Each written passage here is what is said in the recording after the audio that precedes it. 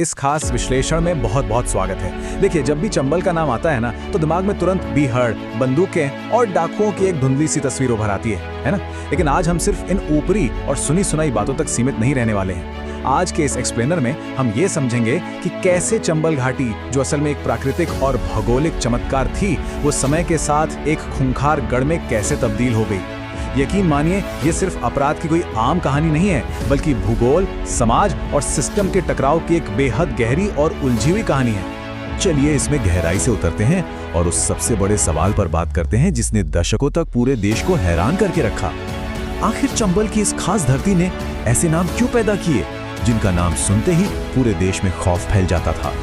ऐसा क्या था इस मिट्टी में या फिर यहाँ के माहौल में जिसने आम लोगों को बागी बनने पर मजबूर कर दिया? सच कहूं तो इसका जवाब किसी एक घटना में नहीं, बल्कि कई परतों में छुपा हुआ है। तो सबसे पहली परत है यहाँ का भूगोल। सदियों से चंबल नदी मध्य प्रदेश, उत्तर प्रदेश और राजस्थान से होकर बहती आ रही है और अपने इस बहाव के साथ इस नदी में कुदरती तौर पर इतने गहरे और जटिल बीहड़ों का निर्माण कर दिया जो किसी अजूबे से कम नहीं है। मतलब ये कोई आम परिदृश्य नहीं था, ये सचमुच एक प्राकृतिक भूल भुलैया थे। ये बीहड़ इतने ज्यादा सघन और पेचीदा बन गए कि कोई भी इंसान बहुत आसानी से इनमें छिप सकता था। एक तरह से ये प्रकृति का बनाया हुआ एक ऐसा सुरक्षित किला था जहां पहुंचना और किसी को खोजना पुलिस के लिए लगभग नामुमकिन सी चुनौती बन गई थी। लेकिन सिर्फ बीहड़ों का होना ही काफी नहीं था।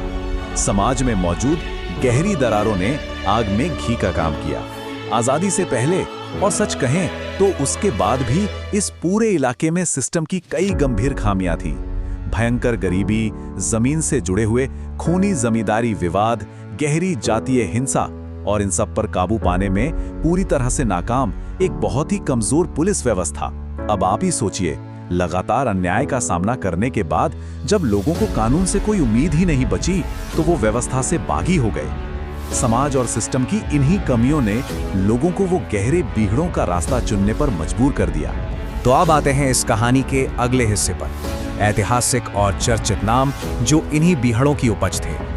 अब यहाँ पर सबसे दिलचस्प बात जो ध्यान देने वाली है वो ये है कि इतिहास इन चेहरों को कितने अलग अलग नजरियों से देखता है। मानसिंह का ही उदाहरण ले लीजिए, जो चंबल के सबसे चर्चित नामों में से एक थे। एक तरफ सरकार और कानून की नजर में वो एक बेहद खतरनाक डाकू और अपराधी थे जिन्हें पकड़ना स्टेट की सबसे बड़ी प्राथमिकता थी।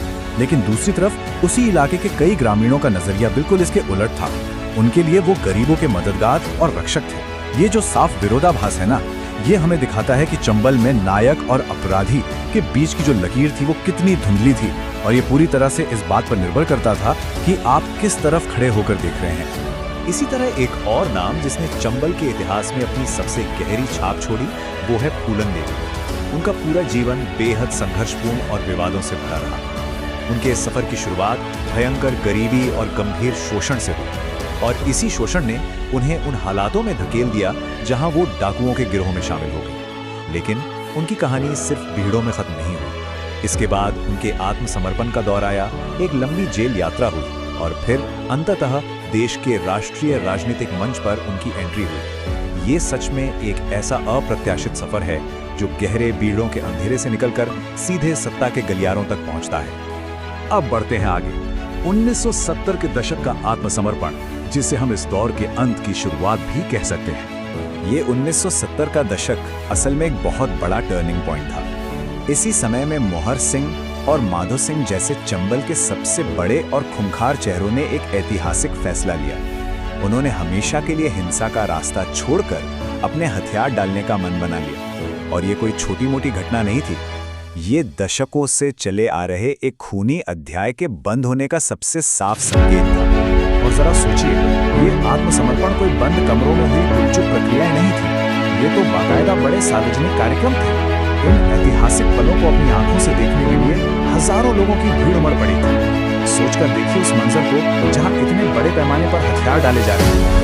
इन आयोजनों ने पूरे देश का ध्यान अपनी ओर खींचा और सबको ये संदेश दे दिया कि अब चंबल पूरी तरह से बदल रहा है। यहीं से आता है एक नया दौर, समाधान, यानी घाटी का आधुनिकीकरण। और ये सच में बहुत ही शानदार तरीके से दर्शाता है कि कैसे आधुनिक विकास ने इस पूरे इलाके की किस्मत ही बदल दी। आज का चंबल अपने पुराने स्वरूप से बिल्कुल अलग है।